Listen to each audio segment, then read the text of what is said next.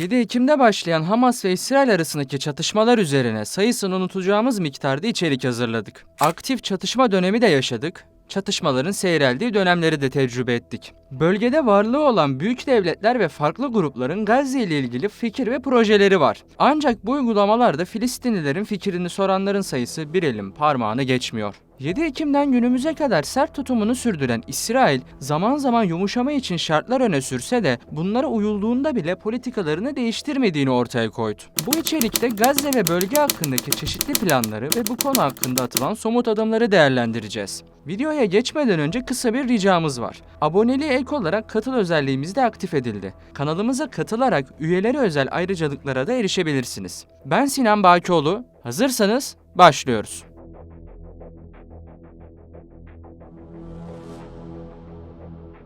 Süreci biraz geçmişten alarak günümüze getireceğiz. Bölgede nüfus sahibi ülkeler ve planlarıyla ilerleyeceğiz. İbrahim Anlaşmaları dönemine dönelim. Bu politika eski ABD Başkanı Trump tarafından tasarlanıp uygulamaya geçirildi. Temel amaç Arap dünyası tarafından hem diplomatik hem siyasi olarak baskı altında tutulan İsrail'in diğer ülkelerle resmi tanıma ve ticari temasını arttırmaktı. İlk hamle Bahreyn'le yapıldı. Bölgede sessiz ancak kritik bir konumda olan Bahreyn ile İsrail arasındaki normalleşme süreci 11 Eylül 2020'de tamamlandı. 13 Ağustos 2020'de ise bu süreçteki en tarihi adımlardan bir tanesi zaten duyurulmuştu. Birleşik Arap Emirlikleri ve İsrail arasında da aynı süreç yapılacaktı. Bu dönem 1994 Ürdün-İsrail barışından sonra Arap dünyası içindeki ilk adımdı. Sürecin bir numarası Trump olsa da gölgesi ve aynı zamanda damadı olan Jared Kushner, İbrahim Anlaşmaları projesinin baş mimarıydı. Kushner genç bir isim. Damatlık konumunun yanı sıra eski kıdemli başkan danışmanı sıfatıyla ABD dış politikasında görev yapıyordu. 2020 yılında Covid-19 pandemisi henüz resmi olarak dünyayı sarmadan önce Ocak ayında Trump ve Netanyahu ortak basın toplantısında Orta Doğu Barış Planı'nı duyurdu. Bu plana göre Kudüs, İsrail'in başkenti olarak resmen tanınacak, Ürdün Vadisi'ndeki ve Batı Şeria'daki %30'luk alanı kaplaması planlanan Musevi yerleşim yerleri İsrail tarafından ilhak edilecekti. Ağıza çalınan bir parmak bal misali ise Gazze şeridine ek olarak İsrail-Mısır sınırındaki çöl bölgelerinden yani Necef'te kurulacak Filistin devletine toprak verilecekti. Ek olarak Batı Şeria'daki yerleşimler arasında demiryolu ve karayolu bağlantıları da kurularak bölgenin entegrasyonu sağlanacaktı. Batı Şeria ve Gazze şeridi arasında bir tünelle yeni Filistin devletinin toprakları arasındaki bağlantının tamamlanması planlandı. Tek bir sorun vardı. Bağımsız Filistin devleti vaat edilmesine rağmen görüşmelere tek bir Filistinli yetkili, kanaat önderi, örgüt lideri veya devlet yöneticisi davet edilmemişti. Evet, kulağınıza ne kadar komik geldiğini duyuyorum. Devam edelim.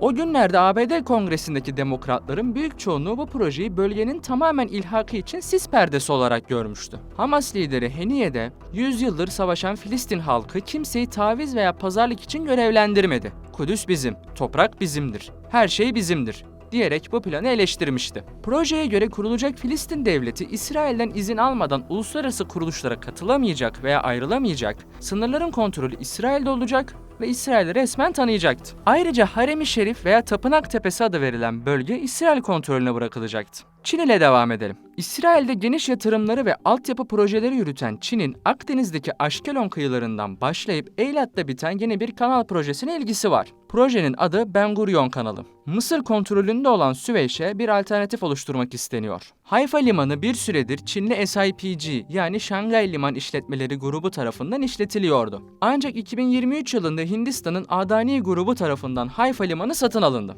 Bu satın alımdan sonra IMEC isimli yeni bir koridorun ismi ve fikri uluslararası kamuoyunda konuşulmaya başlandı. Rotasını kısaca anlatalım. Hindistan'ın Mumbai kentinden yola çıkan bir ticari mal önce Dubai'ye, sonrasında Al-Gevaifat ve Harat üzerinden Riyad'a, buradan Ürdün'deki Al-Hadita'ya ve İsrail'deki Hayfa limanına gidiyor. Son olarak Hayfa'dan yola çıkan mal Yunanistan'ın Pire limanına ulaşıyor ve AB içindeki tüketicisine ulaşıyor. IMEC projesi Çin'in bir kuşak bir yol girişimine Batı bloğunun koyduğu bir alternatif. Ben Gurion kanalını ise Çin kendi projesinin deniz ayağına entegre etmek için istiyor. İsrail'le normalleşmesine çok kısa bir süre kalan Suudi Arabistan hem IMEC hem kuşak yol girişimi için kilit bir noktada yer alıyor. Çin'le topraklarındaki altyapı yatırımları ve petrol ticareti için için çeşitli anlaşmaları zaten yaptı. Veliaht Prens Selman Netanyahu ile normalleşmeye az kaldığını söylemişti. Ancak İsrail ve Filistin arasındaki son duruma bakacak olursak bu normalleşme şu an için rafa kalkmış gözüküyor. Çin ve İsrail arasındaki yakın temas İsrail devletinin tamamen onayladığı bir hususta değil. Detaylandıralım. 2019 yılında dönemin İsrail İç İstihbarat Servisi Şabak'ın başkanı Argaman, İsrailli Kanal 7 televizyonuna verdiği bir mülakatta, Çin'in İsrail'de özellikle stratejik altyapı ve iç piyasadaki büyük şirketlere yönelik yatırımlarıyla oluşturduğu nüfus tehlike oluşturuyor demişti. Çin'in ülkedeki geniş yatırımlarını denetleyecek mekanizmaların eksik olduğuna dikkat çekmişti. Ayrıca Çin, bağımsız Filistin devletinin kurulmasından yana olduğunu Birleşmiş Milletler platformlarında ve resmi ağızlardan defalarca beyan etti. Ancak bu konu hakkında bir şerh düşüyor. Kurulacak Filistin devletinde aşırılıkçı ve ayrılıkçı grupların olmasını istemiyor. Tam da bu noktada Hamas'ın 7 Ekim'de ilk olarak operasyon yaptığı noktaları hatırlamamız gerekiyor. Zikim, Erez, Siderot, Netivot, Şokeda, Patiş, Urim ve Ofakim. Bu noktalar alternatif Ben Gurion kanalının geçme ihtimali olan bölgeler olarak karşımıza çıkıyor. Kısa bir olasılığı değerlendirelim. Bundan 15 yıl sonra bölgede bir Filistin devleti olsa ve Ben Gurion kanalı açılmış olsa. Ancak Hamas veya başka bir örgüt bir gece kanalda 3 farklı konumda bomba patlatsa veya kanalı tıkasa ne olur? Ticaret nereye evrilir? Evet, değerlendirmeyi sizlerin takdirine bırakıyoruz. İsrail'le normalleşen ülkelerin, Çin'in ve IMEK rotasında yer alan ülkelerin 7 Ekim'de başlayan Hamas-İsrail çatışmaları hakkında somut adım atmamalarını bu minvalde değerlendirebiliriz. Özellikle Amerika Birleşik Devletleri ve Batı, İsrail'i yatıştırmaya mı çalışıyor? Gazze şeridindeki saldırılarını tamamladığını söyleyen İsrail, bölgeden sürülen Filistinlileri Refah bölgesine sıkıştırdı. Buraya operasyon yapılması konusunda aceleci davranılmamasına rağmen hem Mısır hem uluslararası kamuoyu buraya saldırılması halinde Camp David Anlaşması'nın askıya alınacağını paylaşmıştı. Anlaşma, İsrail ve Mısır arasındaki nihai barış anlaşması olarak anılıyor. Bunun askıya alınması demek cepheye Mısır'ın da eklemlenmesi anlamına geliyor. Ancak Camp David'in yürürlükten kaldırıldığına dair resmi bir açıklama gelmedi. Refah, Mısır'a sıfır noktasında yer alıyor. İsrail, Hamas'ı ortadan kaldırmak için Refah'a karadan müdahalenin gerekli olduğunu söylüyor. Ancak ABD'nin de aralarında bulunduğu ülkeler 5 aylık savaş sırasında Gazze şeridinin başka bir yerine yerlerinden edildikten sonra buraya sığınan 1 milyondan fazla Filistinli için korkunç sonuçlar olabileceği uyarısında bulunuyor. ABD yönetimi de hatta İsrail yönetimi de bölgede bir Filistin devletinin kurulabileceğine dair beyanlar verdi. Tabii kendi ülkeleri için uygun olacak şartlarda kurulmasını destekliyorlar. 2023'ün sonuna doğru Başbakan Netanyahu Wall Street Journal'a bir mülakat verdi. Filistin'le barışma için 3 koşul öne sürmüştü. Bunlar Hamas'ın tasfiyesi, Gazze şeridinin silah ve askerden arındırılması ve Filistin toplumunun radikalleşmeden korunmasıydı. Detaylandıralım. Özellikle Gazze şeridinin silahsızlandırılmasına dikkat çekiliyor. Bu bölgeden İsrail'e saldırı yapılmaması isteniyor ve Gazze-Mısır sınırına yönelik güçlü geçiş protokolleri öneriliyor. Ayrıca Filistin toplumunun deradikalize edilmesini istiyorlar. Eğitim müfredatında değişiklik yaparak yeni bir endoktrinasyon geliştirilmesi isteniyor. Bunu da derslerde Musevi karşıtlığına sebep olacak konuların çıkartılmasıyla düzeleceğini düşünüyorlar. Müttefiklerin 2. Dünya Savaşı'ndaki zaferinden sonra Almanya ve Japonya'da başarılı bir deradikalizasyon gerçekleşmişti. Alman toplumu Natsizme mesafeli hale getirildi.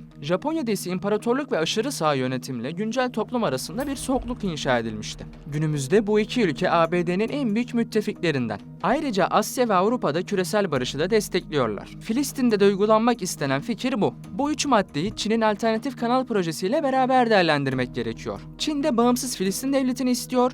Ancak Hamas'ı bu devletin içinde istemiyor. Ayrıca İsrail'de yerleşik Çinli ekspat nüfusun güvenliğini de önceliklendiriyor. Huawei'nin İsrail'deki yatırımlarını göz ardı etmemek gerekir. Çin bir ülkede proje yürüttüğü zaman o ülkedeki yerleşik şirketlerin yanı sıra kendi kalifiye personelini de o topraklara götürür. İşçi Çinlidir, mühendis Çinlidir. Personeli mesai sonrası lojmana götüren servis şoförü Çinlidir. Lojmanda yemek pişiren aşçı da Çinlidir. Hayfa limanını uzun bir süre Çinli SIPG grubu işletti. Ancak burası günümüzde Hindistanlı bir grubun yönetiminde. Buna rağmen Hayfa ve çevresinde yüksek sayıda Çinli nüfus yaşıyor. İsrail'in ve ABD'nin yaklaşımıyla devam edelim. 7 Ekim'deki ilk şok sonrası sert bir tutum içine giren İsrail, her fırsatta savaşın tarafı olmayan sivillere yönelik eylemlerini sürdürdü. İlk dönemlerde Batı dünyasından tam destek gören Netanyahu ve hükümeti, süreç ilerledikçe ve kesin sonuç alınmadıkça zayıflayan bir destekle karşı karşıya kaldı. Destek veren ülkelerin kendi iç kamuoylarında İsrail'e ve bu savaşa yönelik olumsuz görüşler ön plandaydı. Kitlelerin hızlıca mobilize olup sokaklara çıkması,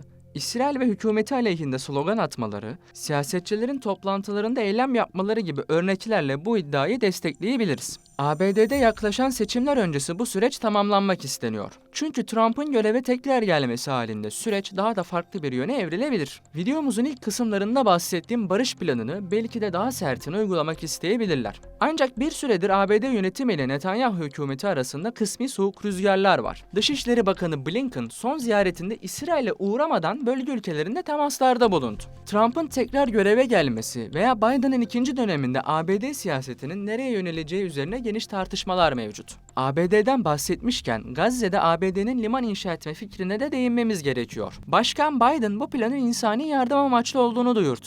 Tonight, I'm directing the U.S. military to lead an emergency mission to establish a temporary pier in the Mediterranean on the coast of Gaza.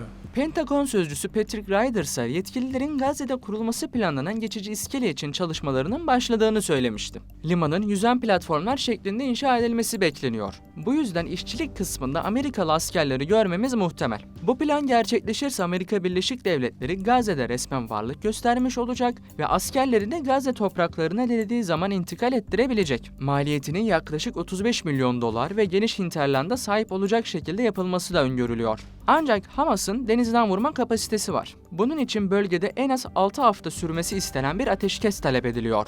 İsrail Refah'a saldırıp ele geçirirse Gazze'lilerin dünya ile erişimi için alternatifleri kalmayacak. Bu, limanın bu sorun için kurulması ihtimalini de güçlendiriyor. Limanın sadece yardım gemileri için mi yoksa ticari kapasiteye sahip olup olmayacağını da bizlere zaman gösterecek. Ancak liman bölgesine enerji dolum ve boşaltım, geniş vinçler ve benzeri ekipmanların gönderildiği tespit edilirse bu projenin sadece Gazze'lilere insani yardım amacıyla yapılmayacağını anlayabiliriz. Gazze'dekilere insani yardımlar uçaklardan atılarak devam ederken İsrail'e de yeni silah ve mühimmat yardımları sürüyor. Editör yorumuyla devam edelim. Bölgede açılacak liman ve yardım koridorlarını önemli görüyorum. Gazze şeridinde yaşayanlara yönelik açlık ve hijyene erişim problemlerinin çözülmesi gerekiyor.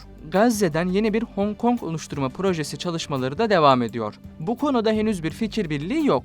Kushner'ın Gazze şeridindeki sahillerde güzel yerleşimler kurabiliriz açıklamasını da bu paralelde değerlendirmek gerektiğini düşünüyorum. In Gaza's waterfront property, it could be very valuable to if people would focus on kind of building up livelihoods. You think about all the money that's gone into this tunnel network and into all the Gelecekte yeni bir Singapur veya Hong Kong ihtimali daha yüksek sesle dillendirilebilir. Peki bu ne demek? Bölgede kendi kanunları olan, özel limanı olan, bağlı olduğu devletten farklı regülasyonlara tabi olan, farklı sermaye sistemi olan bir yönetim yapısı anlamına gelebilir. Gazze'ye uygulanacak olası Hong Kong'un amacı Leviathan ve Gazze açıklarındaki hidrokarbonların dünyaya pazarlanabilmesi için bir rota oluşturmak olduğunu düşünüyorum. Ayrıca Eilat-Ashdod arasındaki kanal ihtimali veya tren yolu için Hamas'ın 7 Ekim'den itibaren yöneldiği noktaların bir daha silah tehdidi almayacak şekilde dizayn edilmesi gerekiyor. Bu yüzden İsrail devleti Hamas'ı kesin olarak bitireceğiz diye yüksek perdeden konuşabiliyor. Körfez ve İsrail'in çıkarlarının uyumlu hale getirilmesi kazan-kazan senaryolarının önünü açarken aynı zamanda diğer bölgesel aktörler olan Türkiye, Katar, İran ve Rusya arasında alternatif bir blok oluşumunu tetikleyebilir. Bazı sorularla bitirelim. Bölgedeki enerji kaynakları ne olacak? Gazze açıklarındaki hidrokarbon rezervleri Gazze'lilere bırakılacak mı? Başlangıçta belirttiğimiz gibi Netanyahu mu ABD'ye baskı yapıyor? ABD mi Netanyahu'ya baskı yapıyor? Bu videoda işlediğimiz tüm konular hakkındaki fikirlerinizi ve yorumlarınızı bekliyorum. Bu tarz daha fazla içerik için YZT'ye katılmayı ve abone olmayı unutmayın. İzlediğiniz için teşekkür ederim. Bölgede varlığı olan büyük devletler ve farklı grupların Gazze ile ilgili fikir ve projeleri var. Ancak bu uygulamalarda Filistinlilerin fikrini soranların sayısı bir elin parmağını geçmiyor.